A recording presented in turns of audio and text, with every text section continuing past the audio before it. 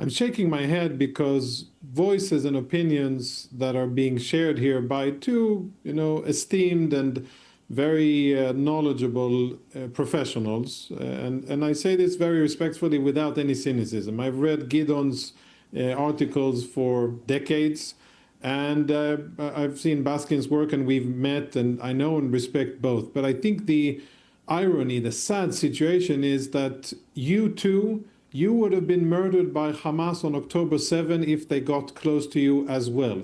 They would have murdered you, they would have butchered you, they would have done exactly the same things to you with your high morals, with your sympathy for the enemy, with your warm and genuinely caring hearts for the suffering of the other side.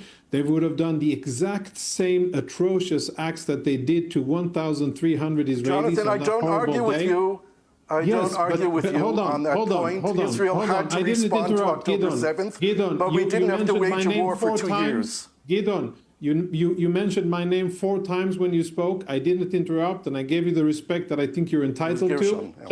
Please don't, Gershon, sorry. Please don't interrupt.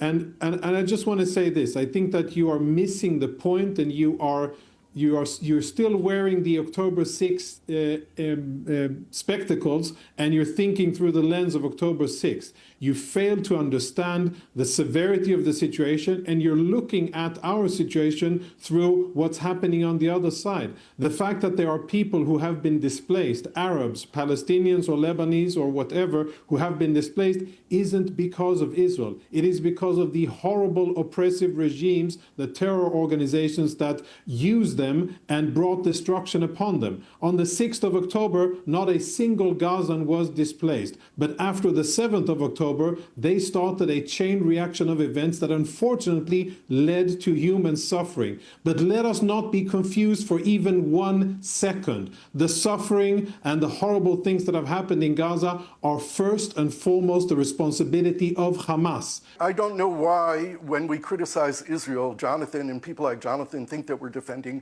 Hamas or Hezbollah or Iran. There's no question of the horrors that Hamas committed on October 7th. But Israel also massacred 76,000 people in Gaza and made 2 million people homeless in Gaza.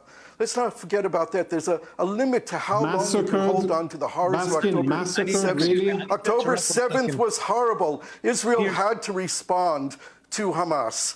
But Israel did not have to wage a war for 2 years in doing that. The whole region wanted Hamas to be disbanded, to be dismembered, to be removed from power. And Israel has allies in the region that it could have worked with to do that. We didn't have to carry on a war for two years, which also killed many of the hostages who were left behind in Gaza because the government of Israel refused to bring them back.